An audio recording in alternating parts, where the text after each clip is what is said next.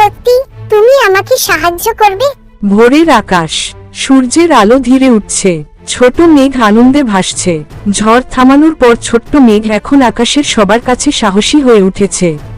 কিন্তু আজ সে এমন এক জায়গায় পৌঁছাবে যেখানে কেউ আগে যায়নি।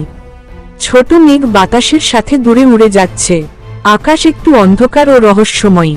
ছোট মেঘ বলল, এই জায়গাটা তো আগে দেখিনি। বাতাস বলল, এটা আকাশের পুরনো অঞ্চল, এখানে খুব কম মেঘ আসে। অজানা জায়গা মানেই নতুন গল্প। এক কোণে একটি ধূসর ছোট মেঘ চুপচাপ বসে আছে। ছোট মেঘ বলল, তুমি এখানে একা কেন? ধূসর মেঘ, দুঃখিত, আমাকে কেউ পছন্দ করে না। আমার বৃষ্টি নাকি খুব বেশি হয়। কখনো কখনো ভুল বোঝাবুঝির কারণেই কেউ একা হয়ে যায়। ছোট মেঘ তার পাশে বসে।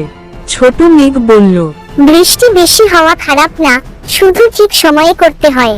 বাতাস বলল, আমরা চাইলে একসাথে চেষ্টা করতে পারি। ধূসর মেঘ একটু হাসে।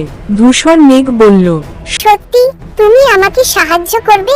ছোট মেঘ বলল, অবশ্যই, বন্ধুরা তো এজন্যই থাকে। দুই মেঘ একসাথে হালকা বৃষ্টি নামাচ্ছে। নিচে গাছপালা সবুজ হয়ে উঠছে। ধূসর মেঘ খুশি হয়ে বলল, দেখো, এবার ঠিক হয়েছে।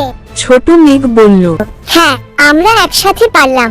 সূর্যের আলো বের হয়, রংধনু উঠেছে। দুই মেঘ একসাথে হাসছে। কাউকে বুঝে নেওয়ার চেষ্টা করলে নতুন বন্ধু পাওয়া যায়। আজ ছোট্ট মেঘ শিখল, সাহসের মতোই বন্ধুত্ব আকাশকে সুন্দর করে।